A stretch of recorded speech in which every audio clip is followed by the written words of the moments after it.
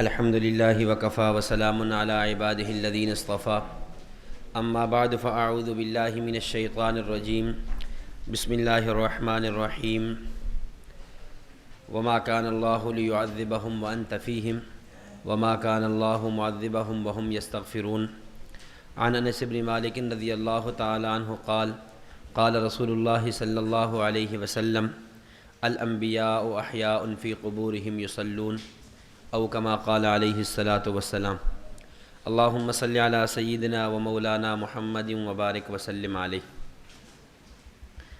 اہل سنت والجماعت کا متفقہ اور اجماعی عقیدہ کہ انبیاء کرام علیہ الصلاۃ والتسلیمات کو ان کی دنیوی وفات کے بعد قبر میں بتعلق روح حیات حاصل ہوتی ہے، اور اسی حیات کی وجہ سے روضہ اقدس پہ پڑھے جانے والا صلاۃ و سلام وہ خود سماعت فرماتے ہیں، اور دور والا صلاۃ و سلام ملائکہ فرشتوں کے ذریعے ان کی خدمت میں پہنچایا جاتا ہے۔ ہمارے اس عقیدے پر جتنے بھی اصولی طور پہ دلائل ہونے چاہیے وہ سارے کے سارے موجود ہیں۔ اگر دلیل میں بنیاد قرآن ہے تو قرآن کریم کی کئی آیات مبارکہ جو گزشتہ درس میں آپ سماعت فرما چکے ہیں وہ موجود ہیں۔ اگر دلیل کی بنیاد احادیث مبارکہ ہیں تو وہ بھی اس عقیدے پر موجود ہیں، اور اگر دلیل کی بنیاد امت کا اجماع ہے تو وہ بھی موجود ہے، اور اگر دلیل کی بنیاد اقوال صحابہ کرام ہیں تو وہ بھی موجود ہیں، اور اگر دلیل کی بنیاد اکابر علماء دیوبند کی تحریرات ہیں، ان کے فتاوی اور ان کی تصریحات ہیں تو وہ بھی موجود ہیں، اور اسی طرح فریقین کی وہ متفقہ تحریر جو 1962 میں تعلیم القرآن راولپنڈی میں لکھی گئی تھی، اور فریقین نے جس تحریر پر سائن کیے تھے وہ بھی موجود ہے۔ تو ترتیب کے ساتھ گزشتہ درس میں ہم نے آیات مبارکہ پیش کی تھی۔ آج کے اس درس میں اس عقیدہ پر نبی اکرم صلی اللہ علیہ وسلم کے فرامین پیش کرتے ہیں، نبی اکرم صلی اللہ علیہ وسلم کی احادیث مبارکہ پیش کرتے ہیں کہ جن میں اس بات کی صراحت موجود ہے کہ انبیاء کرام علیہ الصلاۃ والتسلیمات کو قبور میں حیات ملتی ہے۔ احادیث شروع کرنے سے پہلے ایک اصولی بحث ذہن نشین فرما لیں، اور یہ آپ کے لیے ان تمام سوالات اور شبہات کے جوابات کے لیے تسلی بخش ثابت ہوگی جو عام طور پر ان لوگوں کی طرف سے کیے جاتے ہیں۔ ہم جب بھی احادیث پیش کرتے ہیں تو قدر مشترک ایک اعتراض ہمیں سننے میں یہ نظر آتا ہے، یہ اعتراض سنا جاتا ہے کہ جی حیات انبیاء پر دلالت کرنے والی احادیث ضعیف ہیں۔ یہ قدر مشترک اعتراض ہے جو عام طور پر آپ نے سنا ہوگا۔ ہم نے حدیث پیش کی الانبیاء احیاء فی قبورہم یصلون، مسند ابی یعلا کی، اور کوئی اعتراض کسی کے ذہن میں ہوگا یا نہیں ہوگا، ایک اعتراض اور شبہ فی الفور پیش کر دیا جائے گا اور کہا جائے گا کہ جی یہ حدیث تو ضعیف ہے۔ تو اس حوالے سے ایک اصولی بات نشین فرما لیں تاکہ اس طرح کے ہونے والے اعتراضات کے آپ جواب دے سکیں۔ دیکھیں، پہلی بات تو یہ ہے کہ ہم اس عقیدے پر بہت سی احادیث مبارکہ پیش کرتے ہیں اور وہ سنداً صحیح ہیں، جیسا کہ صحیح مسلم کی روایت ہے مررت علی موسیٰ لیلۃ اسری بی عند الکثیب الاحمر وہو قائم یصلی فی قبرہ، ابو داود کی روایت ہے، سنن نسائی کی روایت ہے، ابن ماجہ کی روایت ہے، کئی ایک روایات ہیں جو سنداً صحیح ہیں، ہم وہ پیش کرتے ہیں۔ لیکن اگر ایک منٹ کے لیے علی سبیل التسلیم علی سبیل التنزل ہم مان بھی لیں کہ یہ روایات جو ہم نے پیش کی ہیں یہ ضعیف ہیں، ایک منٹ کے لیے مان بھی لیا جائے، تب بھی اصولی اعتبار سے یہ ہمارے موقف کے خلاف نہیں ہے۔ کیوں؟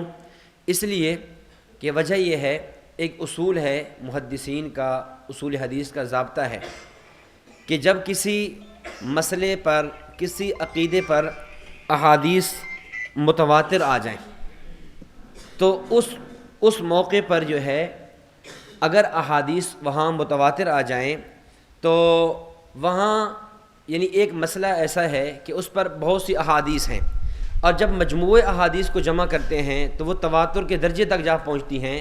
تواتر قدر مشترک، تواتر کی 4 قسمیں ہیں، ایک ہے تواتر اسنادی، ایک ہے تواتر طبقاتی، ایک ہے تواتر تعامل، اور ایک ہے تواتر قدر مشترک۔ میں تواتر اسنادی کی بات نہیں کر رہا، تواتر قدر مشترک کی بات کر رہا ہوں۔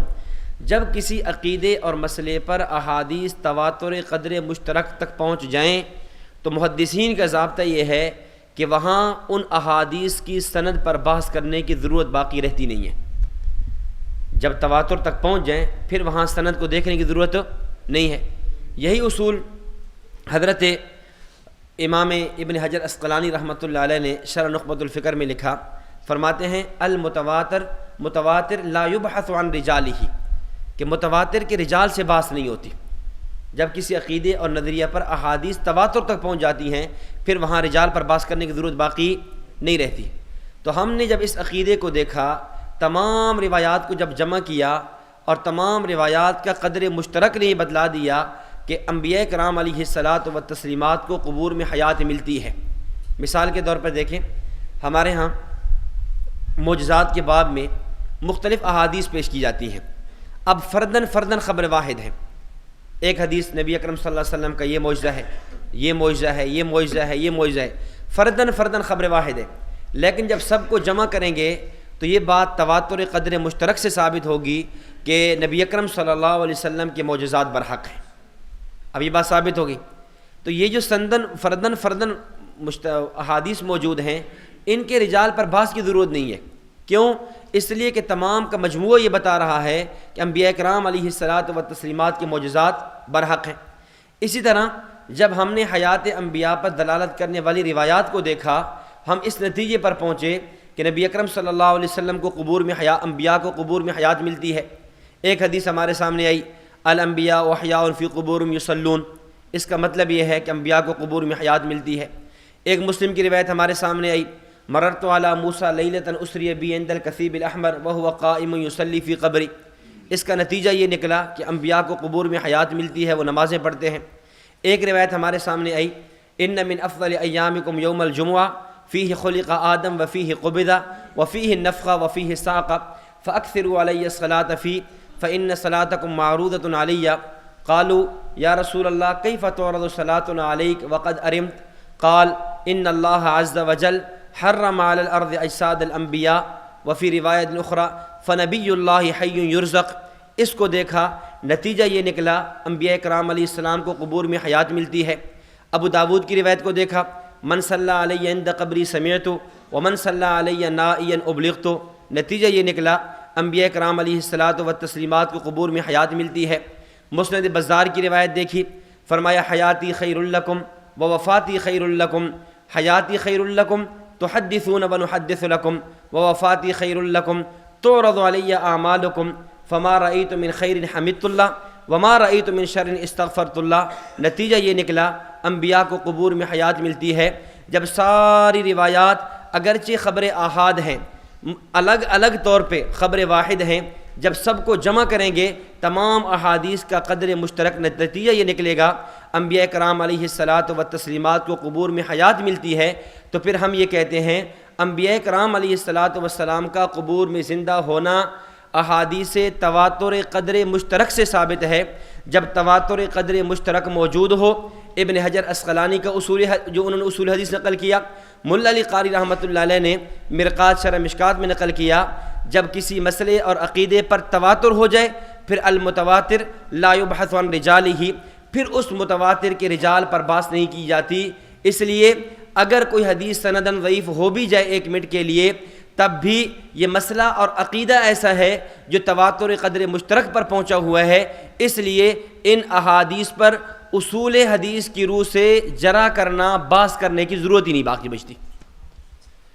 تو اس لیے یہ ہمارا پہلا اصول ہے کہ اگر ایک منٹ کے لیے آپ کی بات ہم مان بھی لیں کہ احادیث میں ضعف ہوگا، سند میں ضعف ہوگا، لیکن چونکہ اصول حدیث کے ضابطے سے یہ تواتر قدر مشترک ہے، لہذا اس اصول کو دیکھتے ہوئے یہاں پر ہم رجال پر، اسناد پر، روات پر بحث نہیں کریں گے۔ نمبر 2، دوسرا اصول یہ ہے کہ عقیدہ حیات النبی یہ امت کا اجماعی عقیدہ ہے۔ یہ امت کا کیا ہے؟ اجماعی اور متفقہ عقیدہ ہے۔ اس پہ کئی تصریحات موجود ہیں۔ علامہ سخاوی رحمۃ اللہ علیہ قول البدیع میں لکھا ہے، وَنَحْنُ نُؤْمِنُ وَنُصَدِّقُ بِأَنَّهُ صلی اللہ علیہ وسلم حی یرزق فی قبری والإجماع علی ھذا۔ علامہ سخاوی فرماتے ہیں ہمارا ایمان بھی ہے، ہمارا اعتقاد اور اس بات کی تصدیق بھی ہے انبیاء کرام علیہ السلام کو قبور میں حیات ملتی ہے، اور اس بات پر امت کا اجماع ہے۔ یہی بات شیخ عبدالحق محدث دہلوی رحمۃ اللہ علیہ نے اشاعۃ اللمعات شرح مشکات میں لکھی، فرماتے ہیں بباید یہ بات جان لینی چاہیے کہ انبیاء کرام علیہ الصلاۃ والتسلیمات کی حیات میں کسی کو بھی اختلاف نہیں ہے، اور یہی بات حضرت مولانا رشید احمد گنگوہی رحمۃ اللہ علیہ نے فتاوی رشیدیہ میں لکھی کہ اس بات پر امت کا اجماع ہے انبیاء کرام علیہ السلام کو قبر میں حیات ملتی ہے۔ جب یہ ساری تصریحات ہمارے سامنے آ گئیں تو پتہ یہ چلا حیات انبیاء کا مسئلہ امت کا اجماعی مسئلہ ہے، امت کا اجماعی عقیدہ اور متفقہ عقیدہ ہے، اور جب کسی مسئلے یا عقیدے پر امت کا اجماع ہو جائے وہاں محدثین کا ضابطہ یہ ہے الاجماع اقوی من الاسناد، اجماع سند سے قوی ہوا کرتا ہے۔ جب مسئلے پر اجماع آ جائے پھر وہاں اس مسئلے پر ہونے والی احادیث کوئی سند کو دیکھنے کی ضرورت باقی رہتی نہیں ہے۔ اس لیے یہ عقیدہ اجماعی ہے، اس لیے یہاں اسناد پر بحث کرنے کی ضرورت ہی نہیں بچتی۔ تو یہ دو اصول آپ سامنے رکھ لیں۔ اب اس کے بعد کوئی بھی آپ کے سامنے کسی بھی حدیث پر جرح کرنے کی کوشش کرے، کسی حدیث کے راویوں کو پرکھنے کی کوشش کرے، آپ اصول حدیث محدثین کے دو ضابطے بیان کریں اور اس کے بعد آپ اپنی اگلی دلیل پیش کر سکتے ہیں۔ لیکن ظاہر ہے یہ بات مانے گا وہ جو اصول حدیث کو جانتا تو ہو یا اصول حدیث کو مانتا تو ہو۔ اب ہمارے ہاں یہ لوگ اولاً تو اصول حدیث سے اتنے ناواقف ہوتے ہیں، اتنے نابلد ہوتے ہیں، ان کو پتہ نہیں تو اصول حدیث ہیں کیا، اصول جرح و تعدیل ہیں کیا۔ ایک مرتبہ حضرت سید دامت برکاتہم العالیہ نے مجھے وہاں بھیجا، یہ چکوال کے قریب ایک علاقہ ہے، تو وہاں ہمارا یہ سبق تھا حیات انبیاء صلی اللہ علیہ وسلم کا۔ تو سبق سے فارغ ہوئے تو ایک آدمی جو ہمارا نہیں تھا انہی کا تھا، اس نے ایک اشکال اٹھایا، وہ سبق کے متعلقہ تو نہیں تھا، سبق سے ہٹ کر ہی تھا۔ تو کہنے لگا کہ جی حضرت شیخ الحدیث مولانا زکریا کاندھلوی رحمۃ اللہ علیہ نے فضائل اعمال کے اندر جو روایات نقل کی ہیں نا، یہ روایات ضعیف ہیں۔ تو ضعیف روایات، تم ہر جگہ ضعیف روایات کا سہارا لیتے ہو، اور یہ کتاب اتنی مشہور و معروف ہے، ہر جگہ پڑھی جاتی ہے، پڑھائی جاتی ہے، اور مولانا زکریا صاحب رحمۃ اللہ علیہ نے اس کے اندر ضعیف روایات بیان کی ہیں۔ تو میں نے کہا پھر کیا ہوا، ضعیف روایات ہیں؟ تو کہتے ظاہر ہے ضعیف روایات ہیں، یہ کتاب کیسے لی جائے گی؟ میں نے کہا مجھے یہ بتائیں، یہ جو روایات حضرت شیخ صاحب نے پیش کی ہیں یا یہ جو کتاب لکھی ہے یہ کتاب عقائد پر ہے؟ کہتے نہیں۔ میں نے کہا فقی مسائل، فقی احکام پر ہے؟ کہتے نہیں۔ کہ کس پر ہے؟ کہتے فضائل کے بارے میں۔ میں نے کہا اگر یہ کتاب فضائل کے بارے میں ہے اور یقیناً فضائل کے بارے میں ہے تو پھر اگر آپ علامہ ابن تیمیہ رحمۃ اللہ علیہ کا مجموع الفتاویٰ دیکھ لیتے، اس میں امام احمد بن حنبل رحمۃ اللہ علیہ کا لکھا ہوا اصول موجود ہے۔ امام احمد بن حنبل رحمۃ اللہ علیہ فرماتے ہیں محدثین کا اصول یہ ہے اذا جاء الحلال والحرام شددنا فی الاسانید واذا جاء الترغیب والترہیب تساہلنا فی الاسانید وکذالک ما علیہ العلماء فی فضائل الاعمال۔ امام صاحب فرماتے ہیں کہ اذا جاء الحلال والحرام، جب بات حلال اور حرام کی ہو، جب بات عقیدے اور عمل کی ہو، شددنا فی الاسانید، ہم اسانید کو اچھی طرح چیک کرتے ہیں، اس کو جانچتے ہیں، اس کو پرکھتے ہیں، اس کے سند کے روات کو خوب کھنگالتے ہیں۔ اور جب بات آئے وَإِذَا جَاءَ التَّرْغِيبُ وَالتَّرْهِيبُ تَسَاهَلْنَا فِي الْأَسَانِيدِ، بات ترغیب و ترہیب کی ہو، بات فضیلت عمل کی ہو، بات کسی چیز کے ڈرانے کی ہو، جنت کی ترغیب کی ہو، جہنم کی ترہیب کی ہو، تو اس موقع پر تساہلنا فی الاسانید، ہم اسانید میں چشم پوشی کرتے ہیں، ہم سند کے روات میں وہ سختی نہیں کرتے جو عقیدے اور عمل کی احادیث میں سختی کیا کرتے ہیں۔ اور آگے فرمایا وَكَذَلِكَ مَا عَلَيْهِ الْعُلَمَاء فِي فَضَائِلِ الْأَعْمَالِ، فضائل اعمال میں، اعمال کی فضیلت میں جو روایات بیان کی جاتی ہیں اس میں بھی امت کے علماء کا یہی عمل ہے۔ تو اصول حدیث محدثین کا ضابطہ یہ ہے اگر بات فضیلت کی ہو، بات ترغیب اور ترہیب کی ہو، وہاں صحیح روایات کو چھوڑ کر ضعیف روایات بھی چل جاتی ہیں۔ حضرت شیخ الحدیث پر اعتراض تو تب تھا جب کتاب عقیدے کی ہوتی، اعتراض تو تب تھا جب کتاب عمل کی ہوتی، فقی مسائل کی ہوتی، جب کتاب ہی فضائل کی ہے اگر اس میں کچھ روایات حضرت ضعیف لے کر بھی آ گئے ہیں تو محدثین کے اصول اور ضابطے کے مطابق بالکل درست ہے۔ تو اصول حدیث تم نہیں جانتے اور اعتراض ہمارے اکابر پر کرتے ہو، اصول جرح و تعدیل تم نہیں جانتے اور اعتراض ہمارے اسلاف پر کرتے ہو، ہمارے بزرگوں پر کرتے ہو۔ اور پھر شیخ الحدیث تو وہ شخصیت ہیں کہ آپ پر یعنی جو لقب شیخ الحدیث ہے، جب بھی یہ بر صغیر پاک و ہند میں لفظ شیخ الحدیث علی الاطلاق بولا جائے گا تو اس سے مراد مولانا محمد زکریا کاندھلوی رحمۃ اللہ علیہ ہوں گی۔ اللہ رب العزت نے اتنا اعزاز بخشا ہے، حدیث کے علم میں اتنی مہارت ہے، اتنا ید طولہ ہے، اور پھر بھی ان پر اعتراض ہے۔ تو خیر، اگر اس اعتراض کا یعنی اگر آدمی کے سامنے اصول حدیث ہوں تو پھر اس طرح کے اعتراضات کے جوابات دینا کیا ہے، بہت آسان ہو جاتے ہیں۔ ہم یہاں طلباء کو جو ہمارے یہاں تخصص کرتے ہیں ان کو یہ بات یعنی بہت زیادہ ان کے سامنے یہ بات عرض کرتے ہیں کہ یہ جو ہمارے ہاں پہلی سمائی میں اصول حدیث، اصول تفسیر، اصول جرح و تعدیل، اصول عقائد، اصول تکفیر، اصول تاریخ، یہ جو اصول پڑھائے جاتے ہیں ان کو اچھی طرح یاد کر لیں۔ کیوں؟ اگر یہ اصول آپ نے یاد کر لیے تو ممکن ہے ایک ایسا اعتراض آپ کے سامنے ہے جو بالکل نیا ہو، وہ اعتراض آپ نے پہلے کبھی سنا ہی نہ ہو، بالکل نیا ہو، پہلے کسی کتاب میں پڑھا نہ ہو، لکھا نہ گیا ہو، ایک نیا اعتراض بھی آپ کے سامنے آ جائے گا۔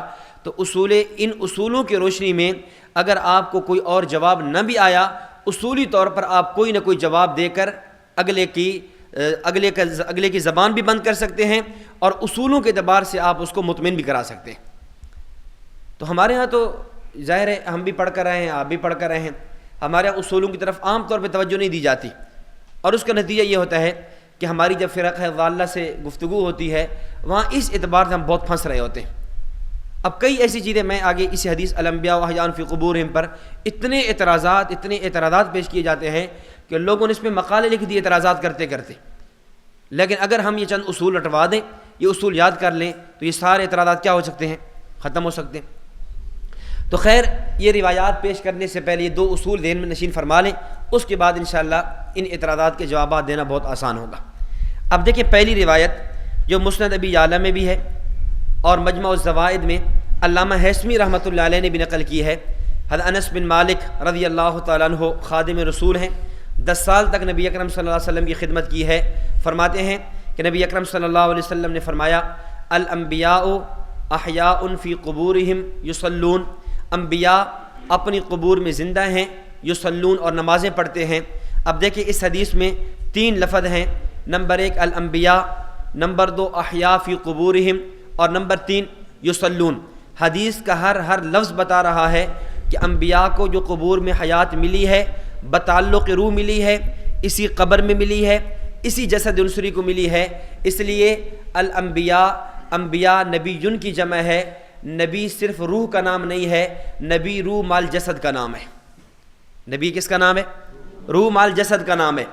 احیاء، لفظ احیاء بنتا ہی تب ہے جب روح کو جسم میں مانے یا روح کا جسم سے تعلق مانے۔ روح جسم میں بھی نہ ہو، روح کا جسم سے تعلق ہی نہ ہو، یہ احیاء بنتا ہی نہیں ہے، یہ اموات ہے۔ فی قبورہم، قبر کا معنی، قبر کہتے ہیں مقر المیت او اجزائہ، میت کا مقر یا میت کے اجزاء، وہ روضہ اطہر ہے۔ یصلون، صلاۃ اس کو کہتے ہیں، ملا علی قاری رحمہ اللہ فرماتے ہیں لأن الصلاۃ تستدعی جسدا حیا، نماز ہوتی وہ ہے جو زندہ جسم پڑھے، زندہ نہ ہو جسم نہ ہو وہ نماز پڑھے اس کو نماز کہتے ہی نہیں ہیں۔ الغرض، حدیث کا ایک لفظ اس بات پر دلالت کر رہا ہے کہ انبیاء کرام علیہ الصلاۃ والتسلیمات کو قبور میں حیات ملتی ہے، اور اس حیات سے مراد محض جسم مثالی کی حیات نہیں ہے، اس حیات سے مراد محض روحانی حیات نہیں ہے، اس حیات سے مراد وہ حیات ہے جو روح اور جسم کے تعلق کے ساتھ ہوگی۔ اب اس حدیث پر مخالفین کی طرف سے، منکرین کی طرف سے بہت زیادہ اعتراضات کیے جاتے ہیں۔ کچھ اعتراضات وہ ہیں جو روایتاً ہیں، کچھ اعتراضات وہ ہیں جو درایتاً ہیں، یا اس کو آسان سمجھیے، کچھ اعتراضات وہ ہیں جو حدیث کی سند پر ہیں، اور کچھ اعتراضات وہ ہیں جو حدیث کے متن پر ہیں۔ اگر ہم سند پر دیکھیں تو ان اعتراضات کے جواب بھی ہم دے سکتے ہیں، اور اگر متن کی بات کریں ان اعتراضات کے جوابات بھی ہمارے پاس ہیں۔ ہم سب سے پہلے متن کے اعتراضات کو چھیڑ لیتے ہیں۔ اس حدیث کے متن پر جو اعتراضات ہیں ان میں سے پہلا اور بنیادی اعتراض یہ ہے کہ جی یہ حدیث قرآن کے خلاف ہے۔ یہ حدیث کیا ہے؟ حدیث کا مضمون قرآن کے خلاف ہے۔ کیوں؟ قرآن کریم میں ہے وَاعْبُدْ رَبَّكَ حَتَّى يَأْتِيَكَ الْيَقِينُ، عبادت کیجئے موت تک۔ وَاعْبُدْ رَبَّكَ اپنے رب کی عبادت کریں حتیٰ یأتیک الیقین، یہاں تک کہ آپ کو موت آ جائے۔ تو قرآن کریم یہ بتلاتا ہے کہ عبادت کی انتہا وہ موت ہے، اور حدیث یہ بتا رہی ہے الانبیاء احیاء فی قبورہم یصلون، کہ انبیاء قبروں میں زندہ ہیں اور موت کے بعد بھی عبادت کرتے ہیں۔ تو قرآن کا مضمون عبادت ہے موت تک، حدیث بتاتی ہے کہ موت کے بعد بھی عبادت ہو رہی ہے، لہذا یہ حدیث قرآن کریم کے معارض ہونے کی وجہ سے ہم اس حدیث کو قبول نہیں کرتے، یہ اعتراض کیا جاتا ہے۔ اس کا جواب سمجھیں۔ دیکھیں، عبادت کی دو قسمیں ہیں، ایک ہے عبادت تکلیفی اور ایک ہے عبادت تلذذی۔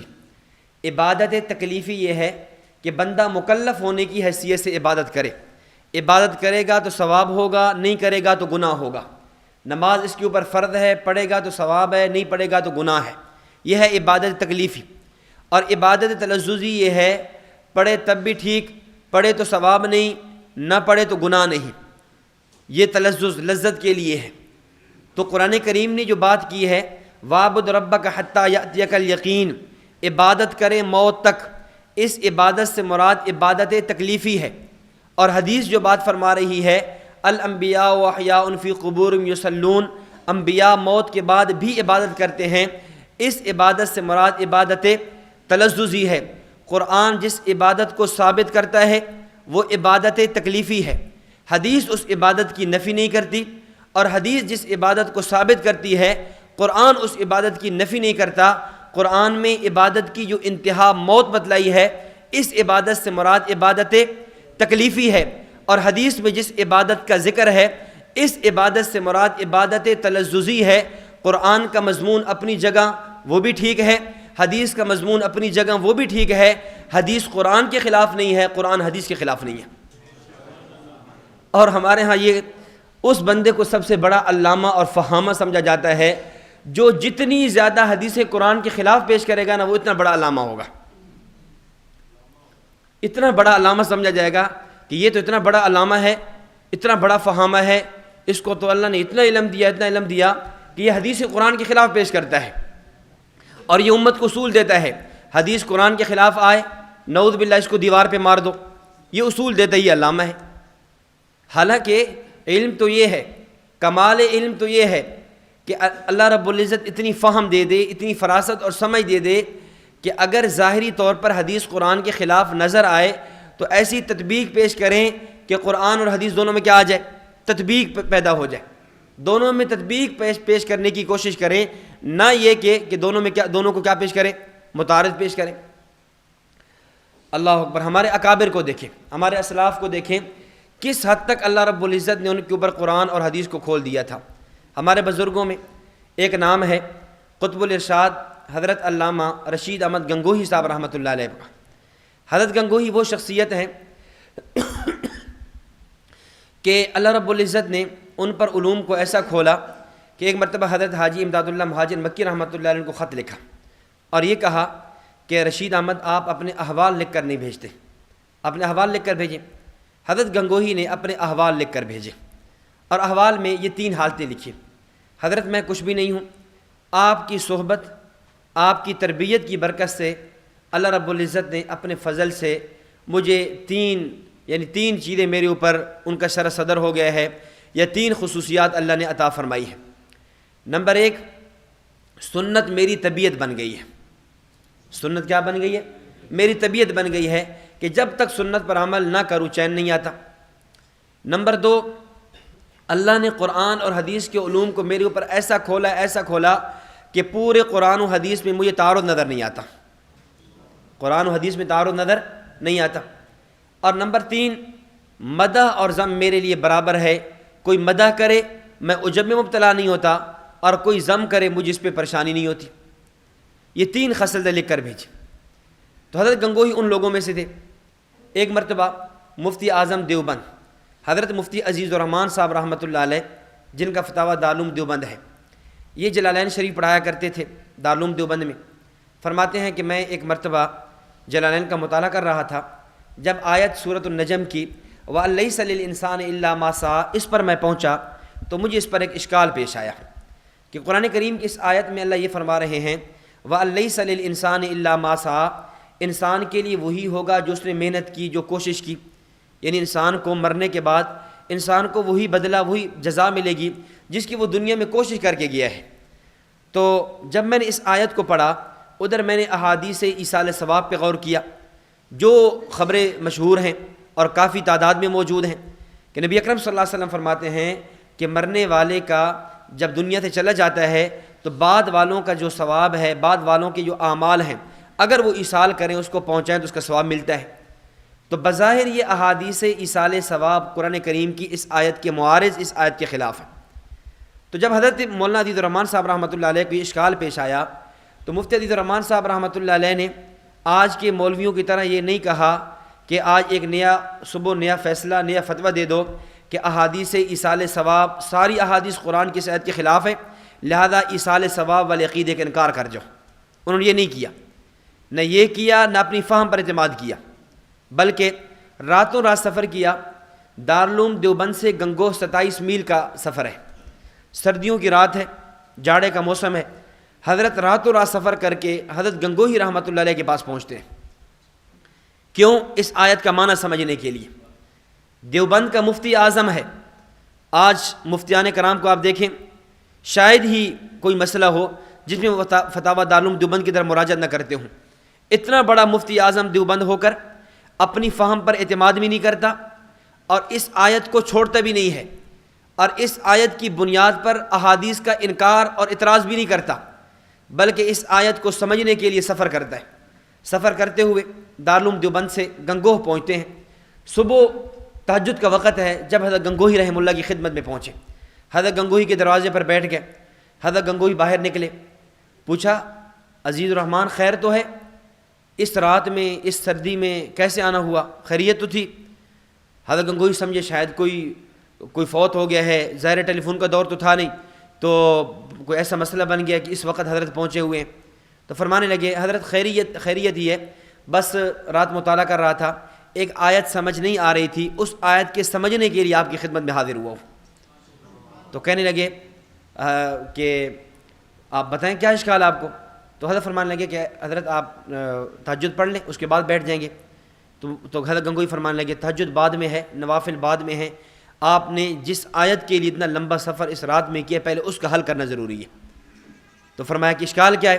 تو کہنے لگے جی مجھے اشکال یہ پیش آیا، قرآن کہتا ہے وَلَيْسَ لِلْإِنسَانِ إِلَّا مَا سَعَى، اور یہی اشکال جماعت المسلمین والوں کا بھی ہے، جو لوگ ایصال ثواب کے منکر ہیں ان کا بھی یہی اعتراض ہے۔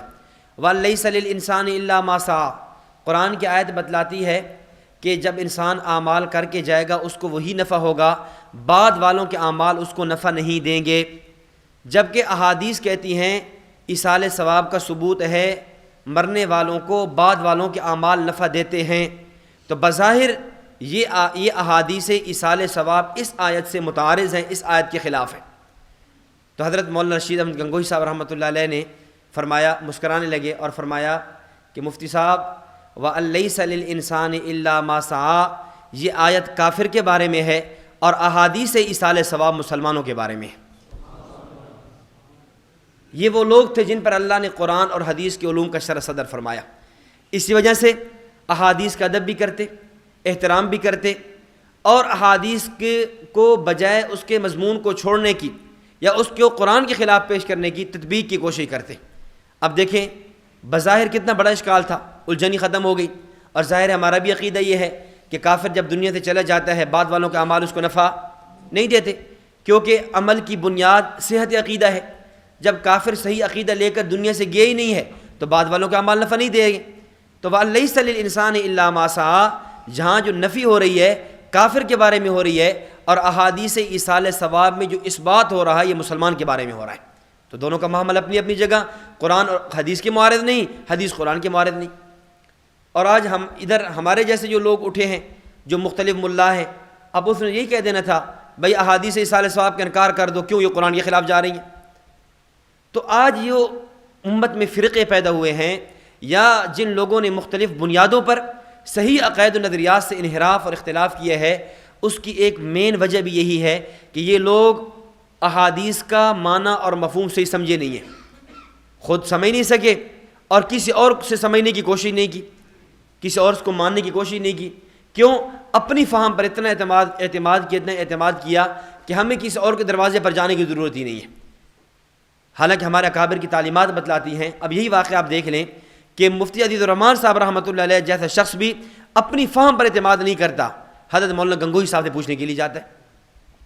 تو خیر، یہ کہنا کہ وَاعْبُدْ رَبَّكَ حَتَّىٰ يَأْتِيَكَ الْيَقِينُ، یہ آیت اور یہ جو حدیث الانبیاء وحیان فی قبورہم یہ معارض ہیں، یہ بات نہیں ہے، بلکہ دونوں کا محمل جدا جدا ہے۔ وَاعْبُدْ رَبَّكَ حَتَّىٰ يَأْتِيَكَ الْيَقِينُ سے مراد عبادت تکلیفی ہے، اور الانبیاء وحیاء فی قبورہم یصلون میں عبادت سے مراد عبادت تلذذی ہے۔ اس پر بطور الزامی جواب بھی سمجھ لیں۔ دیکھیں، ان لوگوں سے پوچھ لیں کہ کیا عبادت کی انتہا موت ہی ہے؟ اگر موت کے بعد عبادت نہیں ہے تو پھر یہ آیت وَاعْبُدْ رَبَّكَ حَتَّىٰ يَأْتِيَكَ الْيَقِينُ ایک اور آیت سے بظاہر معارض نظر آئے گی۔ قرآن کریم سورہ یونس 10واں پارہ، اللہ تعالیٰ فرماتے ہیں اہل جنت جب جنت میں چلے جائیں گے تو وہاں جا کر اللہ تعالیٰ کی حمد و ثنا کریں گے، اللہ کا ذکر کریں گے۔ آپ بتائیں، یہ حمد و ثنا کرنا، اللہ کا ذکر کرنا عبادت ہے یا نہیں؟ اور یہ کب ہو رہی ہے؟ جنت میں۔ اور جنت کب ملنی ہے؟ موت کے بعد۔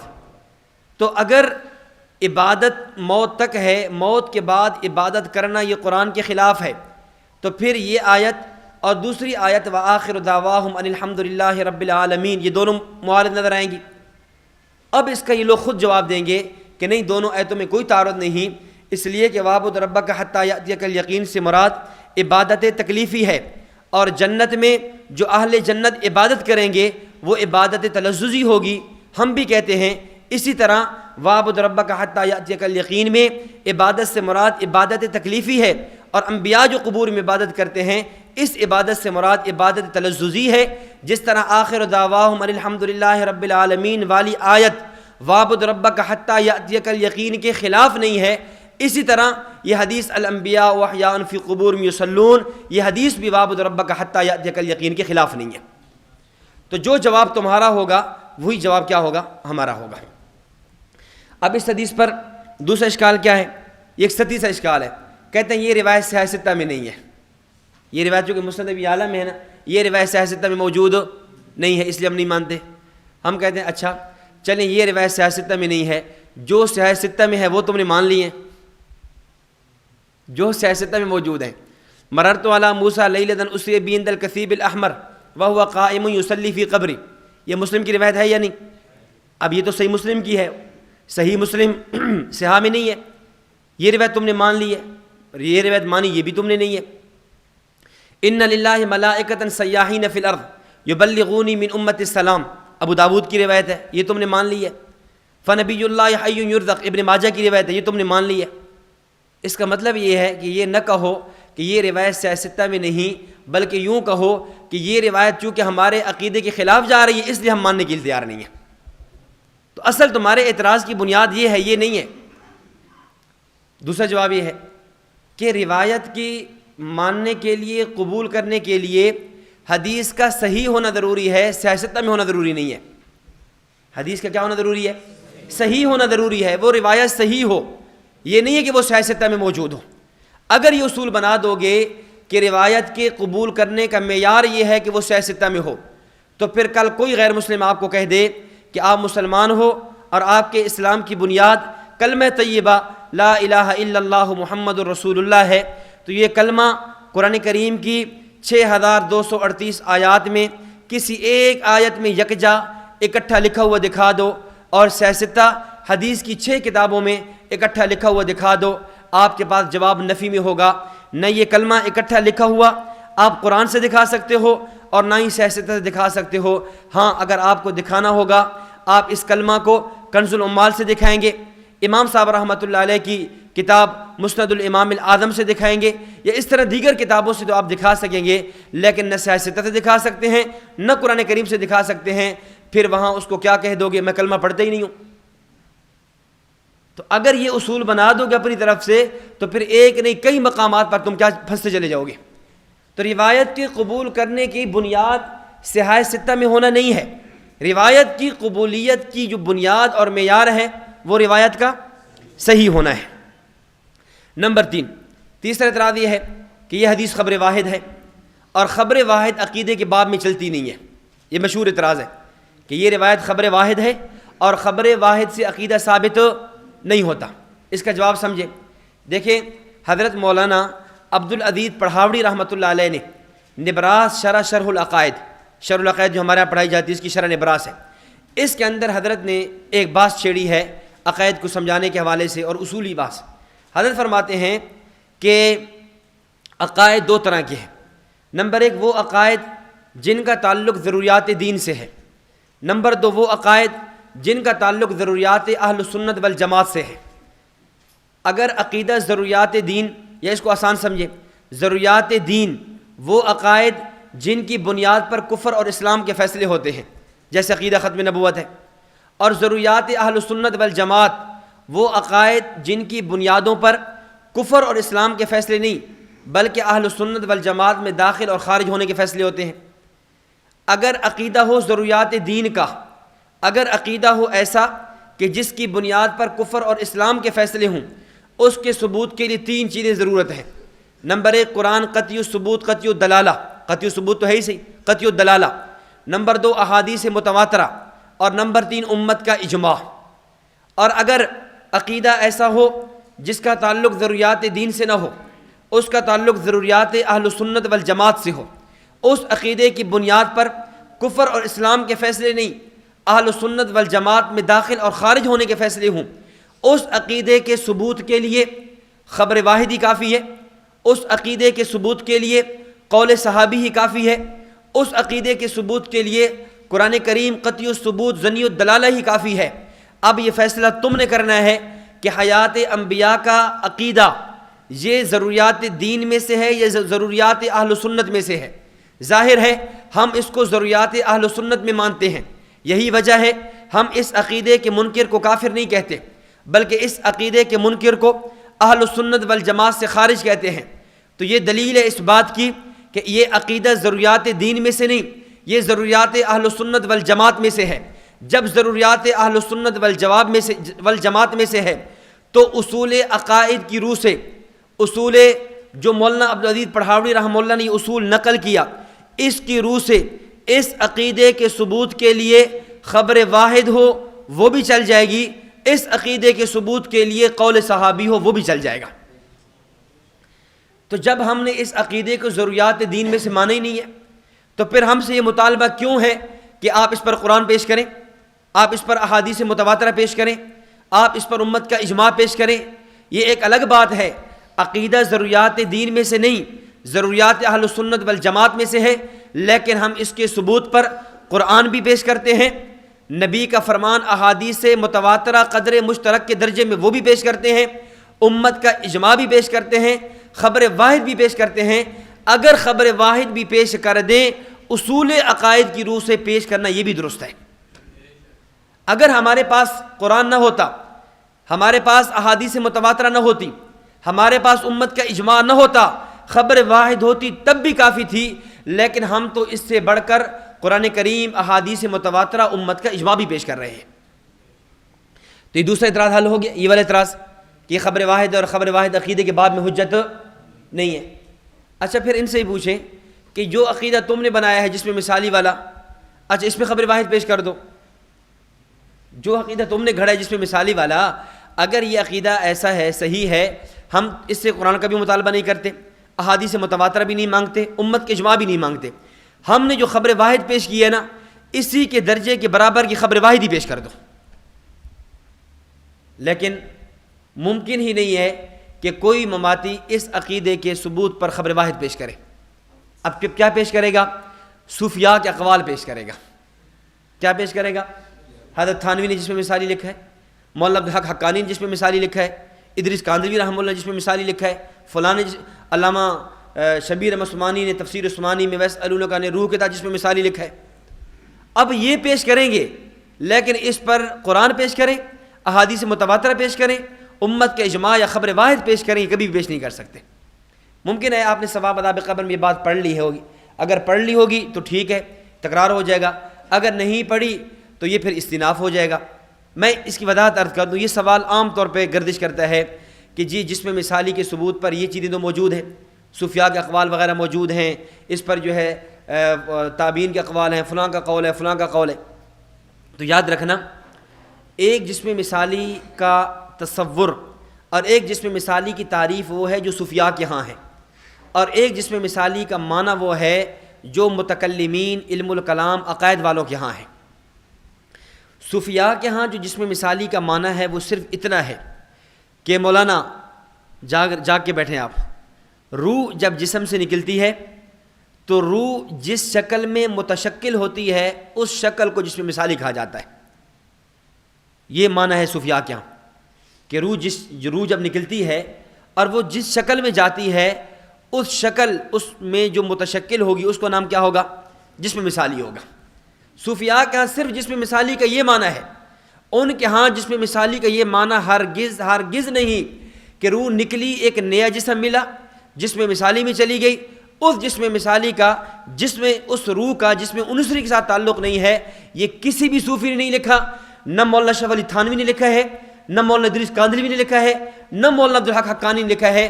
یہ تینوں اکابر علماء دیوبند کے جو بزرگ پیش کرتے ہیں صرف جسم مثالی کے لفظ کے اعتبار سے تو پیش کر سکتے ہیں، لیکن جسم مثالی کا جو معنی اور مفہوم ان اکابر ثلاثہ کے نزدیک ہے وہ معنی ان کے ہاں نہیں ہے۔ صرف ہمارے اکابر سے جسم مثالی کا لفظ تو لے لیں گے، جسم مثالی کا مفہوم کیا ہے وہ اکابر سے نہیں لیں گے، وہ اپنا خود تراشیں گے۔ تو جسم مثالی اگر تم اس معنی میں مانو، ہم ان کو کہتے ہیں ٹھیک ہے آپ جسم مثالی ایک نہیں 1000 دفعہ مان لو، لیکن جسم مثالی کا جسم عنصری کے ساتھ تعلق مان لو۔ جسم مثالی کا یعنی جسم مثالی کا معنی یہی ہے نا کہ روح جس شکل میں گئی ہے، تو معنی یہ ہے کہ اس روح کا، اس کو آپ جسم مثالی کا نام دے دو، جو بھی آپ نے نام دینا ہے وہ دے دو، لیکن اس روح کا جسم عنصری، جسم حسی جو اسی قبر میں مدفون ہے، اس کے ساتھ کیا مان لو؟ تعلق مان لو، تمہارا ہمارا اختلاف ختم۔ یا یہ جو اکابر پیش کرتے ہو، کوئی ایسا اکابر، ایسا بزرگ پیش کر دو جس نے جسم مثالی بھی لکھا ہو اور ساتھ روح کا جسم عنصری سے انکار سے تعلق کا انکار بھی لکھا ہو۔ جسم مثالی لکھا ہے نا، ساتھ جسم مثالی کا یعنی روح کا جسم عنصری کے ساتھ کیا ہے؟ تعلق نہیں ہے، اس کو انکار کیا، یہ ثابت کر دو۔ اور ہم یہ دکھا سکتے ہیں کہ جن جن بزرگوں کو تم پیش کرو گے، اگر تم ان کا جسم مثالی پیش کرو گے، ساتھ ہم ان کا یہ بھی دکھائیں گے کہ انہوں نے یہ بھی لکھا ہے کہ انبیاء کے ارواح جہاں بھی ہوں ان کا اجسام کے ساتھ تعلق ہوتا ہے، یہ ہم دکھا دیں گے۔ تو اگر ان بزرگوں کو ماننا ہے پھر پورا مانو، یہ کیا آدھی بات ان کی لے لی آدھی بات چھوڑ دی؟ اگر جسم مثالی کا یہ معنی ہوتا جو تم نے کیا ہے تو پھر ارواح کا اجسام کے ساتھ تعلق اس کو یہ اکابر نہ مانتے، ان اکابر اس کو بھی لکھا ہے۔ تو یہ چند اعتراضات ہیں۔ اسی طرح کچھ سطحی سے اعتراضات ہیں، بس وہ اعتراض نقل بھی نہیں کرنے چاہیے، ایک بے ادبی سی بنتی ہے، لیکن چونکہ عام طور پر اسٹیجوں پہ ان کو اچھالا جاتا ہے پھر ضروری ہے سمجھانے کے لیے۔ اب اعتراض کیا ہے؟ اعتراض یہ ہے الانبیاء احیاء فی قبورہم یصلون، انبیاء قبروں میں زندہ ہیں، نمازیں پڑھتے ہیں، تو پھر وضو کہاں کرتے ہیں؟ اشکال کیا ہے؟ کیا کرتے وضو کہاں کرتے ہیں؟ تو جواب یہ ہے کہ ہمارا عقیدہ یہ ہے، صحابہ کرام رضوان اللہ علیہم اجمعین نے نبی اکرم صلی اللہ علیہ وسلم کو جب قبر مبارک کے حوالے کیا تو غسل دے کر حوالے کیا تھا، اور جب غسل دیں تو وضو ہو جاتا ہے، اس کے بعد قبر میں جا کر وضو کا ٹوٹنا تم دکھا دو، وضو کا کرنا ہم دکھا دیں گے۔ ایک ذمہ داری تمہاری، ایک ہماری۔ اچھا ایک اعتراض یہ اچھالا جی، اچھا اگر انبیاء قبور میں زندہ ہیں، نمازیں پڑھتے ہیں، تو حدیث میں تو آتا ہے کہ جب اذان کی آواز آ جائے تو پھر فوراً مسجد میں جانا چاہیے۔ نبی اکرم صلی اللہ علیہ وسلم روضے میں ہیں، ساتھ ہی مسجد نبوی ہے، 5 وقت اذانیں ہو رہی ہیں، آپ مسجد اس کو چھوڑ کر، روضے کو چھوڑ کر مسجد میں نماز پڑھنے کے لیے کیوں نہیں آتے؟ ہم کہتے ہیں اچھا یہ بتائیں، جب نبی اکرم صلی اللہ علیہ وسلم مدینہ طیبہ میں موجود تھے، آپ سفر کیا کرتے تھے یا نہیں؟ تبوک کا سفر کیا، طائف کا کیا، حنین کا کیا، فتح مکہ کا کیا۔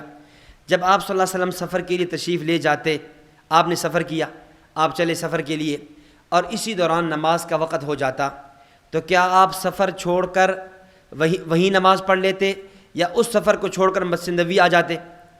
تو ظاہر آپ یہی کہیں گے سفر کو چھوڑ کر مسجد نبوی نہیں آتے بلکہ اپنے سفر کو کیا رکھتے؟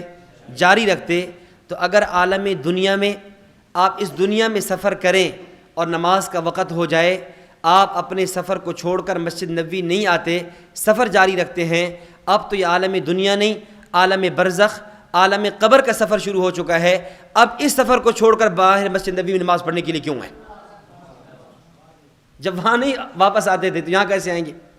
تو خیر یہ ستی سے اشکال ہے۔ اچھا اگر انبیاء قبور میں زندہ ہیں، نمازیں پڑھتے ہیں، تو جنگ جمل ہوئی، صفین ہوئی، مشاجرات ہوئے، علی معاویہ رضی اللہ تعالیٰ عنہما کے مابین نزاع ہوئے، منازعات ہوئے، جھگڑے ہوئے، مشاجرات ہوئے، ان میں یہ لوگ فیصلہ کرانے کے لیے نبی علیہ السلام کی قبر پہ کیوں نہیں آئے؟ اگر فیصلہ کرا لیتے نا علی اور معاویہ ہم میں حق پر کون ہے، یہ فیصلہ کرانے کے لیے کیوں نہیں ہے؟ ہم کہتے ہیں اگر یہ فیصلہ کرانے کے لیے آ بھی جاتے تو یہ ان کا یہ عقیدہ تھا اور یہ عقیدہ ہمارا ہے۔ صحابہ کرام یہ سمجھتے تھے کہ اگر ہم فیصلے کے لیے نبی کے پاس جائیں گے، نبی سے پوچھیں گے، اللہ کے نبی بتا بھی دیں لیکن ہم سن نہیں سکیں گے، کیونکہ ہمارا عقیدہ یہ ہے کہ انبیاء کرام علیہ السلام قبور میں زندہ ہیں، سنتے ہیں، سلام کا جواب دیتے ہیں، لیکن یہ نہیں ہے کہ باہر والا جو ہم ہے وہ بھی سن لیں۔ اگر یہ چلے بھی جاتے تو پھر کیا ہے، انہوں نے سن نہیں سکنا تھا، اس لیے نہیں گئے۔ اس کی مثال سمجھیں، آپ یہاں موجود ہیں، یہاں آپ کی قلم، آپ کا پین گم ہو جاتا ہے، گم ہونے کے بعد آپ دیکھ رہے ہیں، کبھی ادھر دیکھتے ہیں کبھی ادھر دیکھتے ہیں، یہ والے مولانا صاحب کہتے ہیں کہ یار آپ کو پریشان ہونے کی کیا ضرورت ہے، یہ جو کرامن کاتبین فرشتے کندھوں پر بیٹھے ہوئے ہیں ان کو شعور بھی ہے، یعلمون ما تفعلون بھی ہے، سب کچھ جانتے بھی ہیں، سب کچھ سنتے بھی ہیں، آپ ان سے پوچھ لیں۔ تو یہ کہے گا نہیں میں تو ان سے نہیں پوچھتا۔ کہے گا کیوں؟ کہے گا کہ کیا یہ جانتے نہیں ہیں؟ وہ کہے گا یہ جانتے ہیں، ان کا شعور بھی ہے، ان کا علم بھی ہے، لیکن مجھے پتہ ہے میں نے پوچھ بھی لیا، میری بات سن بھی لیں گے، لیکن یہ جو جواب دیں گے ممکن ہے جواب بھی دے دیں، لیکن ان کا جواب میں نے سن نہیں سکنا، جب سن نہیں سکنا پھر پوچھنے کا فائدہ کیا ہے؟ اسی طرح ان حضرات کا بھی نظریہ یہ تھا، ہم پوچھ بھی لیں گے، اللہ کے نبی نے جواب دے بھی دیا، لیکن چونکہ ہم نے سن نہیں سکنا، جب سن نہیں سکنا پھر پوچھنے کا فائدہ ہی کیا ہے؟ اس طرح یعنی کچھ اعتراضات تو بالکل اللہ تعالیٰ معاف کرے، بہت ایسے عجیب سے ہیں، ایسے عجیب سے اعتراضات ہیں جن کو آدمی نے وہ زبان پر بھی لانا جو ہے مشکل ہو جاتا ہے۔ تو خیر یہ اعتراضات میں نے چند آپ کے سامنے پیش کیے ہیں۔ ایک اعتراض سند پر ہے، اس کی سند پر اعتراض سے پہلے یہ بات سمجھ لیں کہ کئی ایک محدثین نے اس حدیث کی تصحیح نقل کی ہے، اس حدیث کی صحت کو بیان کیا ہے، اور یہ آپ کے سامنے فائل میں تقریباً 20 کے قریب حوالہ جات موجود ہیں کہ مختلف محدثین نے اس حدیث کو صحیح کہا ہے، صحیح بھی کہا ہے اور اس حدیث سے استدلال بھی کیا ہے۔ اصول حدیث کا ضابطہ یہ ہے المجتہد اذا استدل بحدیث کان تصحیحا لہ، کہ جب مجتہد کسی حدیث سے استدلال کر لے وہ حدیث جو ہے اس بات کی دلیل ہوتی ہے کہ یہ حدیث صحیح ہے۔ استدلال مجتہد خود صحت حدیث کی دلیل ہوا کرتی ہے، جب مجتہدین نے اس حدیث سے استدلال کیا ہے یہ دلیل ہے اس بات کی کہ یہ روایت کیا ہے، صحیح ہے۔ باقی اس روایت پر یہ اعتراض کرنا کہ یہ علامہ ذہبی نے اس روایت کو منکر کہا ہے، تو علامہ ذہبی رحمۃ اللہ علیہ کے جو اعتراض کی جو بنیاد اور منشا ہے وہ دو باتوں پر ہے۔ پہلی بات یہ ہے علامہ ذہبی رحمۃ اللہ علیہ نے منکر اس لیے کہا کہ اس میں ایک راوی ہے حجاج، وہ مجہول ہے، اور دوسرا یہ ہے کہ مستلم بن سعید کے علاوہ کسی اور نے یہ روایت بیان نہیں کی۔ آپ فائل کو چھوڑ میری طرف دیکھیں، میں آسان انداز میں عرض کرتا ہوں۔ علامہ ذہبی نے اس حدیث کو منکر کہا۔ اچھا پہلے ایک اور جواب سمجھ لیں، اگر علامہ ذہبی نے اس حدیث کو منکر کہا ہے، اس حدیث کی نکارت کو بیان کیا ہے، علامہ ذہبی کی یہ بات تو لیتے ہو، علامہ ذہبی نے دوسرے مقام سیر اعلام النبلاء میں عقیدہ حیات النبی صلی اللہ علیہ وسلم کی بھی بات فرمائی ہے، پھر وہ کیوں نہیں لیتے؟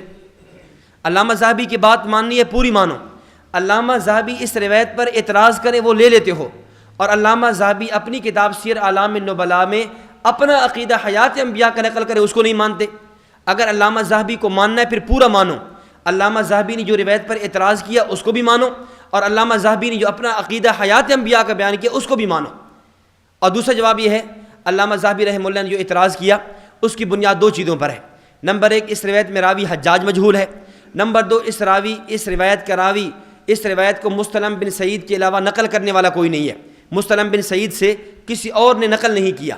لیکن حافظ ابن حجر اسقلانی رحمہ اللہ فرماتے ہیں یہ دونوں باتیں ٹھیک نہیں ہیں، حجاج مجہول نہیں ہے بلکہ ائمہ محدثین سے حجاج کی توثیق منقول ہے، حجاج کی انہوں نے ثقاہت کو بیان کیا ہے۔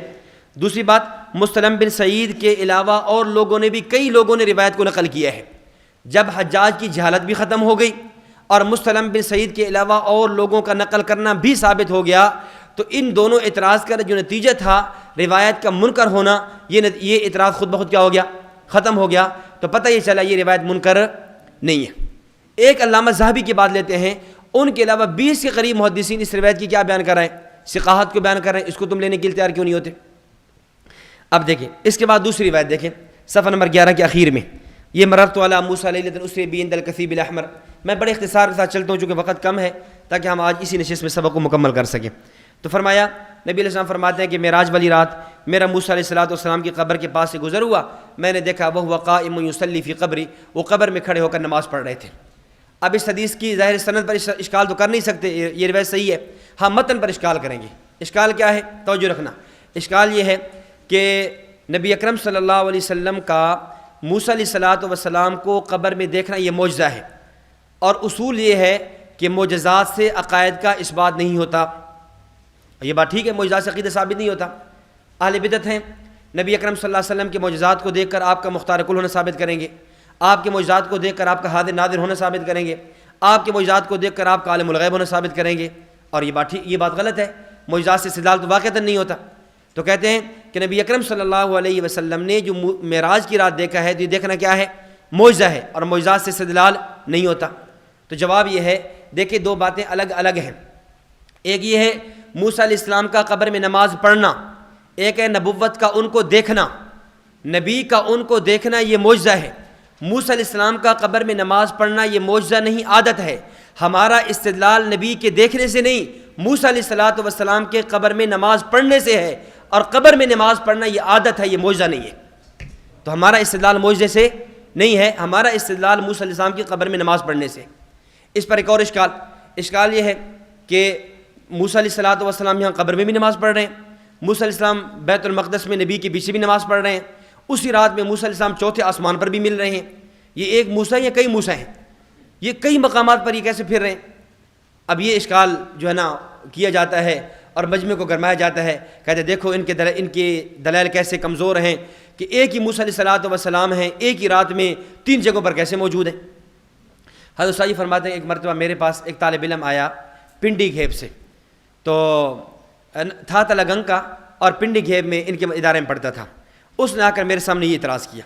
صحیح فرماتے ہیں میں نے پوچھا، میں نے کہا یہ بتاؤ کہ آپ کہاں کے ہیں؟ کہتے ہیں کہ میں تلگنگ کا ہوں۔ پڑھتے کہاں ہو؟ کہتے ہیں پنڈی گھیب میں ہوں۔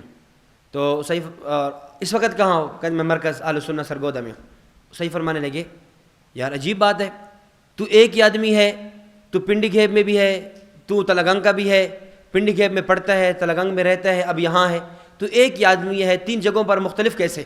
ایک ہی آدمی 3 مقامات پر کیسے موجود ہے؟ کہتے ہیں نہیں حضرت، اصل میں رہتا تلگنگ میں ہوں اور پڑھتا پنڈی گھیب میں ہوں۔ تو صحیح فرمانے لگے اسی طرح موسیٰ علیہ السلام رہتے قبروں میں ہیں، وہاں معراج والی رات بیت المسجد اقصیٰ میں نبی اکرم صلی اللہ علیہ وسلم کی اقتداء میں نماز پڑھنے کے لیے گئے ہوئے تھے۔ جس طرح آپ ایک ہی ہو، جگہ 2 ہیں، تو ایک جگہ دوسری جگہ کے خلاف اور تضاد نہیں ہے، اسی طرح موسیٰ علیہ السلام کی روح وہاں اور یہاں موسیٰ علیہ السلام کی قبر میں جسد محفوظ، اور آپ جو نبی اکرم صلی اللہ علیہ وسلم کے معراج والی رات جس طرح اللہ کے نبی چلے جا رہے ہیں، پہلے مسجد حرام میں ہیں، پھر مسجد اقصیٰ میں ہیں، پھر آسمانوں میں ہیں، پھر 7 آسمان عرش معلیٰ سے واپس ہو کر آ رہے ہیں، جس طرح اس معجزے کی رات میں اللہ نے نبی اکرم صلی اللہ علیہ وسلم کو ایک جگہ سے کئی جگہوں تک پھرایا ہے، تو آپ کے اعزاز میں بھی اللہ نے ان انبیاء کو جو قبروں میں رہتے تھے کچھ وقت کے لیے مسجد اقصیٰ میں اور بیت المقدس میں بلایا ہے۔ اب اس میں کون سے اشکال کی بات ہے؟ اس طرح اس کے بعد تیسری روایت دیکھیے۔ تیسری روایت یہ ہے کہ نبی اکرم صلی اللہ علیہ وسلم نے فرمایا کہ یہ روایت ابو داود کی ہے، ما من احد یسلم علی الا رد اللہ علی روحی حتی ارد علیہ السلام، کہ جب بھی کوئی میرے اوپر درود پڑھتا ہے تو میری روح کو میرے اوپر متوجہ کر دیا جاتا ہے۔ یا رد اللہ کا معنی کیا ہے؟ روح کا متوجہ ہونا، روح کو متوجہ کر دیا جاتا ہے یہاں تک کہ میں اس کے سلام کا جواب دیتا ہوں۔ یہاں رد روح کا معنی، یہاں رد روح کے کوئی 15 کے قریب معنی بیان کیے گئے ہیں، جو عام فہم معنی یہ ہے رد بمعنی توجہ کے ہے۔ حضرت تھانوی فرماتے ہیں کہ نبی اکرم صلی اللہ علیہ وسلم کی وہ روح مبارک جو عالم جبروت میں، عالم ملکوت میں مستغرق ہوتی ہے، جب کوئی بندہ صلاۃ و سلام بھیجتا ہے تو وہ روح کیا ہے؟ آپ صلی اللہ علیہ وسلم کی متوجہ کر دی جاتی ہے۔ اس کے بعد اگلی روایت حدیث نمبر 4 حضرت عبداللہ بن مسعود رضی اللہ تعالیٰ عنہ سے ہے، سنن نسائی میں، ان للہ ملائکۃ سیاحین فی الارض یبلغونی من امت السلام، اللہ کے فرشتے ہیں زمین میں چکر لگاتے ہیں، زمین میں سیر کرتے ہیں، اور میری امت کا کوئی فرد میرے اوپر سلام بھیجے تو وہ مجھ پر پہنچا دیتے ہیں۔ اب یہاں پر بھی دیکھ لیں، اب یہ جتنی بھی روایات آپ دیکھتے جا رہے ہیں، ان تمام روایات کی صحت موجود ہے۔ کن کن محدثین نے ان روایات کی تصحیح نقل کی ہے یہ آپ کے سامنے لکھی ہوئی موجود ہے، اس کو آپ خود دیکھ لیں گے۔ حدیث نمبر 5 ہے سنن ابی داؤد میں، یہ ان من افضل ایامکم یوم الجمعہ، اوس بن اوس رضی اللہ تعالیٰ عنہ کی ہے۔ اب یہاں دیکھیں، نبی اکرم صلی اللہ علیہ وسلم نے فرمایا کہ جمعے والے دن میرے اوپر درود کی کثرت کیا کرو۔ کیوں؟ صلاتکم معروضۃ علیہ، تمہارا درود مجھ پر پیش کیا جاتا ہے، پہنچایا جاتا ہے۔ صحابہ نے پوچھا یا رسول اللہ وکیف تعرض صلاتنا علیک وقد ارمت، یا رسول اللہ ہمارا درود آپ پر کیسے پہنچایا جائے گا کہ حالانکہ آپ تو مٹی میں جا چکے ہوں گے۔ اب توجہ رکھنا، صحابہ کرام کا یہ سوال بتاتا ہے کہ صحابہ کا نظریہ یہ تھا کہ موت کے بعد جو درود پیش ہونا ہے وہ جسم کو ہونا ہے، موت کے بعد درود روح کو نہیں پیش ہونا۔ اگر روح کو پیش ہونا ہوتا تو صحابہ یہ سوال ہی نہیں کرتے۔ جب اللہ کے نبی فرما رہے ہیں کہ اے صحابہ تمہارا درود میرے اوپر پہنچایا جائے گا، اب صحابہ کا نظریہ یہ ہوتا کہ درود پہنچنا ہے کس کو؟ روح کو۔ اب روح نے گلنا نہیں ہے، سڑنا نہیں ہے، ختم نہیں ہونا، روح پر موت نہیں ہے، پھر صحابہ سوال ہی نہیں کرتے۔ گویا صحابہ کا سوال بتا رہا ہے کہ صحابہ کا نظریہ یہ تھا کہ درود پہنچے گا تب جب روح کا جسم سے تعلق ہوگا، درود پہنچے گا تب جب روح جسم میں ہوگی یا روح کا جسم سے تعلق ہو۔ اور یا رسول اللہ جسم تو بوسیدہ ہو جائے گا قبر میں جا کر، تو ہمارا درود کیسے پہنچایا جائے گا؟ تو آپ صلی اللہ علیہ وسلم نے صحابہ کے سوال اور اعتراض کی جو منشا تھی، جو اشکال کی بنیاد تھی، کہ یعنی صحابہ کرام کے اشکال کی 2 وجہ تھی۔ نمبر 1 جسم بوسیدہ ہو جائے گا، نمبر 2 جو درود ہے وہ پیش تو جسم کو ہونا ہے، جب جسم بوسیدہ ہو جائے گا پھر درود پہنچے گا کیسے؟ تو نبی علیہ السلام نے پہلی بات کا جواب دے کر بات کو حل فرما دیا، فرمایا اے صحابہ مجھے نبی کہتے ہیں، مجھے امتی نہیں کہتے کہ میرا جسم جا کر گل جائے، سڑ جائے، بلکہ اللہ نے ان اللہ عز وجل حرم علی الارض اجساد الانبیاء، اللہ نے زمین پر حرام کر دیا ہے کہ وہ انبیاء کے جسموں کو کھائے۔ اللہ نے زمین پر حرام کر دیا کہ وہ انبیاء کے جسموں کو کھائے، یعنی ہمارے اجسام محفوظ ہوں گے۔ جب میرا جسم، نبی کا جسم محفوظ ہوگا تو صحابہ کرام اگلی بات خود بخود حل ہو گئی کہ پھر روح کا جسم سے تعلق بھی ہوگا اور اسی جسم کو درود بھی پہنچایا جائے گا۔ اب ان حضرات سے آپ یہ پوچھیں کہ تمہارا نظریہ یہ ہے کہ انبیاء کے اجساد محفوظ ہیں، اس پر تمہارے پاس دلیل کیا ہے؟ وہ دلیل میں یہی روایت پیش کریں گے۔ وہ دلیل میں کیا پیش کریں گے؟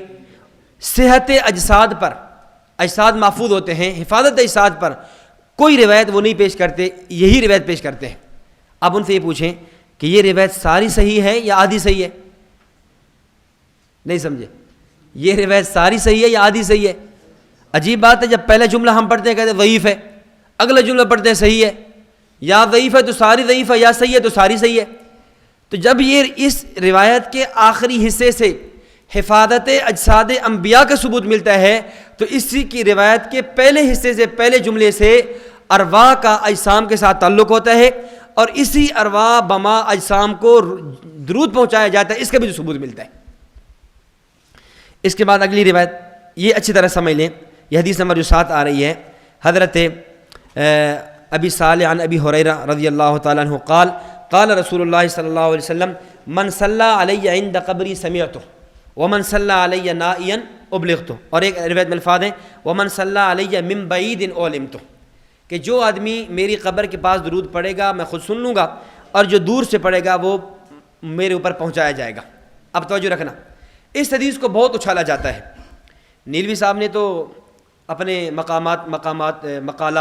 مقالات کے اندر اس پر مستقل مضمون لکھا ہے اور اتنی سختی کی اور کہا کہ یہ روایت موضوع ہے، یہ روایت من گھڑت ہے، کہتے ہیں اس روایت کو حدیث کہنا بھی حرام ہے، یہاں تک لکھا ہے۔ اور پھر عجیب بات ہے، اسی رسالے میں 55 مرتبہ اس حرام کا ارتکاب کرتے ہوئے اس حدیث کو حدیث بھی کہا ہے۔ دروغ را حافظہ نہ باشد، جھوٹے آدمی کا حافظہ نہیں ہوتا۔ اصول یہ دیا، یہ حدیث اتنی موضوع ہے کہ اس پر لفظ حدیث کا اطلاق ہی حرام ہے، اور خود اس حرام کا ارتکاب کتنی مرتبہ کر رہے ہیں؟ 55 مرتبہ اپنے رسالے میں کہہ رہے ہیں کہ یہ جو حدیث ہے من صلی اللہ علیہ، یہ جو حدیث ہے، یہ جو حدیث ہے، یہ جملے بار بار نقل کرتے چلے جا رہے ہیں۔ اب اس حدیث کی سند پر اشکال کیا ہے؟ کہتے ہیں جی یہ روایت سدی صغیر سے ہے۔ یہ روایت کس سے ہے؟ سدی صغیر سے ہے، اور وہ شیعہ راوی ہے۔ اور پھر بندالوی صاحب ایک کلپ میں کہنے لگے کہ جی یہی روایت جب مولانا دوست محمد قریشی رحمۃ اللہ علیہ نے ایک مناظرے میں پیش کی جو باغ فدق پہ تھا یا کسی اور عنوان پہ تھا، تو اس موقع پر مد مخالف نے کہا تھا کہ اس کے اندر راوی شیعہ ہے۔ تو مطلب یہ ہے کہ یہ سدی صغیر اتنا سخت راوی ہے اور تم اسی کو پیش کرتے ہو، اور پھر کہتے ہیں یہ تمہارا عقیدہ شیعوں والا عقیدہ ہے کہ تم شیعوں کو پیش کرتے ہو، شیعوں راویوں کو پیش کرتے ہیں۔ ہم کہتے ہیں دیکھیں اس سند کی، اس حدیث کی دو سندیں ہیں۔ ایک سند کے اندر ہے ابو الشیخ، راوی کون ہے؟ ابو الشیخ، یعنی ایک طریق وہ ہے جو ابو الشیخ سے مروی ہے، اور ایک طریق وہ ہے، ایک سند وہ ہے جو سدی صغیر پر مشتمل ہے۔ تو جو سدی صغیر والا طریق ہے وہ تو کیا ہے؟ ضعیف ہے، ہم بھی مانتے ہیں، لیکن ہم جس طریق کو لے رہے ہیں وہ ابو الشیخ کا طریق ہے۔ دیکھیں ایک حدیث کا متن ایک ہی ہے، اب وہ متن دو سندوں سے پہنچا ہے، ایک سند یہاں سے چلی یہاں تک پہنچی، ایک سند یہاں سے چلی یہاں تک پہنچی۔ اب یہ سند ضعیف ہے لیکن یہ سند تو ٹھیک ہے نا، تو ہم سدی صغیر کی سند کو نہیں لے رہے، ہم کس کی سند کو لے رہے ہیں؟ ابو الشیخ کی سند کو لے رہے ہیں، اور ابو الشیخ والی سند، ابو الشیخ والا طریق کیا ہے؟ وہ صحیح ہے، اور محدثین نے اسی کی تصحیح کی ہے، اسی کی توثیق کی ہے۔ اگر ہماری بات نہیں مانتے، کم از کم اپنے بڑے شیخ القرآن مولانا غلام اللہ خان کی بات مان لو۔ مولانا غلام اللہ خان نے تعلیم القرآن اکتوبر کا رسالہ 1967، اکتوبر کا رسالہ تعلیم القرآن صفحہ نمبر 48 پر اسی حدیث کو نقل کیا، اور نقل کرنے کے ساتھ اس حدیث کو ابو الشیخ کی سند سے نقل کرتے ہیں، اور ابو الشیخ کی سند سے نقل کرنے کے بعد کہتے ہیں کہ یہ روایت اس طریق سے، اس سند سے تو ٹھیک ہے، ہاں البتہ جو سدی صغیر والی سند ہے وہ ضعیف ہے۔ تو اس حدیث کی تصحیح کون نقل کر رہے ہیں؟ تمہارے شیخ القرآن صاحب بھی اس حدیث کی تصحیح نقل کر رہے ہیں۔ پھر ایک اور بات، ہمارے ہاں جب یہاں پر ایک آدمی آیا یہی منکر حیات، اس سے گفتگو ہوئی تو اس نے ماشاءاللہ کتاب بھی لکھ رکھی تھی انکار حیات پر۔ تو جب خیر کافی باتیں چلی، جب میں نے یہ روایت پیش کی تو فوراً کہنے لگا کہ یہ روایت ضعیف ہے۔ میں نے کہا مجھے یہ بتائیں ضعیف روایت سے عقیدہ ثابت کیا جا سکتا ہے؟ ضعیف روایت سے فضائل کی بات بھی نہیں ہے، اعمال کی نہیں ہے، عقیدہ ثابت کیا جا سکتا ہے؟ کہتے نہیں ممکن ہی نہیں، عقیدہ ثابت نہیں کیا جا سکتا۔ میں نے کہا آپ کی اس ضعیف روایت سے آپ کے شیخ القرآن مولانا غلام اللہ خان صاحب چھچ، اٹک کا علاقہ ہے، چھچ اٹک کا علاقہ چھچ، وہاں مناظرہ ہوا۔ یہ رویداد مناظرے کی سوانح شیخ القرآن مولانا غلام اللہ خان، یہ کتاب کا نام ہے، اس کا لکھنے والا مصنف مولوی مولانا عبد المعبود صاحب رحمۃ اللہ علیہ ہیں، جو مولانا غلام اللہ خان کے شاگرد تھے۔ انہوں نے یہ واقعہ نقل کیا کہ اٹک کے علاقے چھچ میں مناظرہ ہوا مولانا غلام اللہ خان کا ایک بتی عالم سے۔ مناظرے کا عنوان تھا عقیدہ حاضر اور ناظر۔ مولانا غلام اللہ خان نے نبی اکرم صلی اللہ علیہ وسلم کے حاضر ناظر نہ ہونے پر جہاں قرآن و حدیث سے دیگر دلائل پیش کیے، وہاں یہ روایت بھی پیش کی اور کہا اس روایت میں نبی علیہ السلام نے فرمایا من صلی علیہ عند قبری سمعتہ، جو میری قبر کے پاس درود پڑھے گا میں خود سنوں گا، جو دور سے پڑھے گا ملائکہ کے ذریعے مجھ تک پہنچایا جائے گا۔ یہ اس بات کی دلیل ہے کہ نبی ہر جگہ حاضر ناظر نہیں ہیں، ہر جگہ موجود نہیں ہیں۔ اگر آپ ہر جگہ حاضر ناظر ہوتے، آپ ہر جگہ موجود ہوتے، آپ قبری کے الفاظ کی تحدید نہ کرتے اور دور والا درود ملائکہ کے ذریعے پہنچانے کی تحدید نہ فرماتے، تو یہ حدیث دلیل ہے اس بات کی کہ نبی اکرم صلی اللہ علیہ وسلم ہر جگہ حاضر ناظر نہیں ہیں۔ مولانا غلام اللہ خان صاحب نے اس مناظرے میں بتی عالم کے سامنے یہ حدیث پڑھی اور اس حدیث سے استدلال کس پر کیا؟ عقیدے پر، عقیدہ حاضر اور ناظر پر استدلال کرتے ہیں۔ آپ بتائیں حدیث ضعیف ہو، بقول مولانا حسین نیلوی صاحب کے حدیث موضوع ہو، اس کو حدیث کہنا بھی حرام ہو، تو پھر شیخ القرآن مولانا غلام اللہ خان صاحب اس حدیث سے مسئلے میں نہیں، عمل میں نہیں، فقہ میں نہیں، عقیدہ میں استدلال کرتے ہوئے کیوں نظر آتے ہیں؟ تو اب جی وہ نہیں، ایسا نہیں ہے، تو یہ واقعہ تو پھر میرے علم میں نہیں ہے، فلاں ہے، یہ ہے۔ تو خیر مطلب یہ ہے کہ تمہارے اپنے شیخ القرآن صاحب اس حدیث کو کیا مان رہے ہیں؟ صحیح مان رہے ہیں۔ اچھا چلے ایک تھوڑا اور آگے چلتے ہیں۔ مولانا حسین علی الوانی رحمۃ اللہ علیہ، وہاں بچنا والے، جن کے نام پر یہ لوگ چندہ اکٹھا کرتے ہیں، جب اشتہار چھاپتے ہیں تو دورہ تفسیر بطرز مولانا حسین علی الوانی رحمۃ اللہ علیہ، یہ لکھا جاتا ہے۔ مولانا حسین علی الوانی کی کتاب ہے، کتاب کا نام ہے تحریرات حدیث۔ تحریرات حدیث میں یہ روایت موجود ہے، مولانا حسین علی الوانی رحمۃ اللہ علیہ اس حدیث کو نقل کی ہے۔ اگر یہ حدیث ضعیف ہے تو پھر ضعیف حدیث کا اصول تو یہ ہے کہ اس کو جب نقل کریں تو اس کے ساتھ ضعف کی بھی تصریح ہو جائے یا اس کو نقل کرتے ہوئے اشارہ ہو جائے۔ مولانا حسین علی صاحب اپنی کتاب میں اس حدیث کو نقل بھی کر رہے ہیں۔ اس کا مطلب یہ ہے کہ تمہاری جماعت کے وہ لوگ جن کا تم بڑا نام لیتے ہو، خود وہ بھی اس حدیث کو مانتے ہوئے نظر آتے ہیں۔ مولانا حسین علی الوانی رحمۃ اللہ علیہ ہوں، شیخ القرآن مولانا غلام اللہ خان صاحب ہوں۔ تمہارا اکتوبر تعلیم القرآن کا جو شمارہ ہے 1967 والا، اس میں بھی یہ تحریر موجود ہے کہ یہ حدیث سند کے اعتبار سے کیا ہے، ٹھیک ہے۔ ہاں، جو طرق سدی صغیر کا ہے اس کو ہم بھی نہیں مانتے، اور جو ابو شیخ کا ہے اسی کو ہم مانتے ہیں، اور وہی صحیح ہے، اور اس کی صحت کو یہ جملہ محدثین نے بھی نقل کیا اور تمہارے اپنے اکابر نے بھی اس کو نقل کیا۔ تو یہ تو اعتراض تھا سند پر۔ باقی رہ گیا اعتراض متن پر۔ کہتے ہیں متن میں اعتراض یہ ہے کہ من صلی علیہ عند قبری، کہ جو میری قبر کے پاس درود پڑے گا۔ تو یہ لوگ کہتے ہیں جی قبر کے پاس تو آج کوئی جا ہی نہیں سکتا، قبر مبارک ہے۔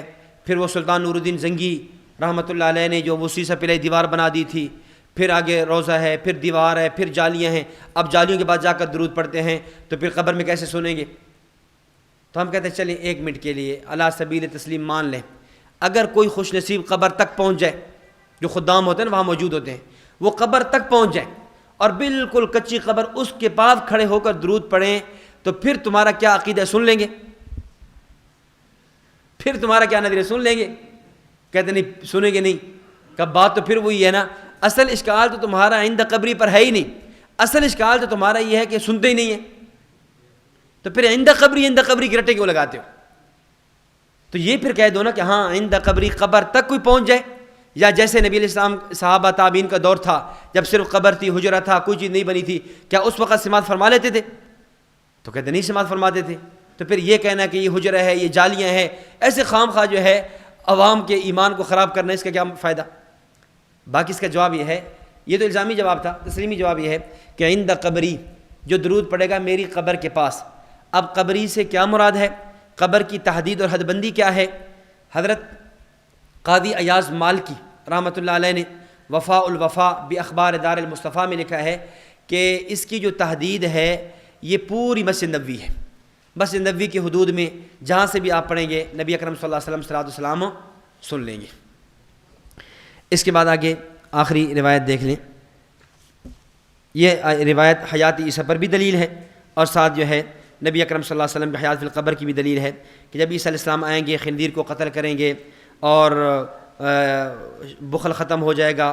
وَلَئِن ثُمَّ لَئِن قَامَ عَلَىٰ قَبْرِي فَقَالَ يَا مُحَمَّدْ لَأُجِيبَنَّهُ، پھر میری قبر پہ آئیں گے اور مجھے کہیں گے یا محمد، تو لَأُجِيبَنَّهُ، میں عیسیٰ علیہ السلام کے سلام کا کیا دوں گا؟